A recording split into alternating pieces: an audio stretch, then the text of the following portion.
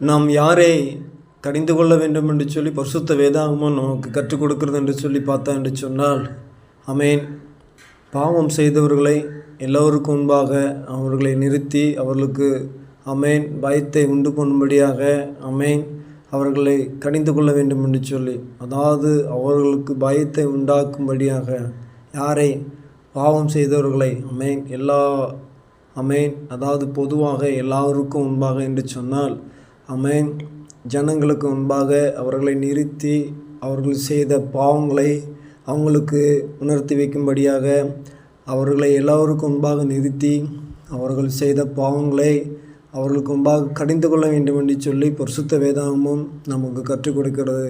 அருமையான சகோதர சகோதரிகளை, அப்போ நம்ம மற்றவர்களுக்கு செய்யும் பாவங்களுக்கு நாம் துணையாக நிற்கலாமா? நிற்கக்கூடாது. ஆமென். யார் பாவம் செய்தாலும் ஆனால் அந்த பாவத்தை செய்தவர்களுக்கு முன்பாக கடிந்து கொள்ள வேண்டும்.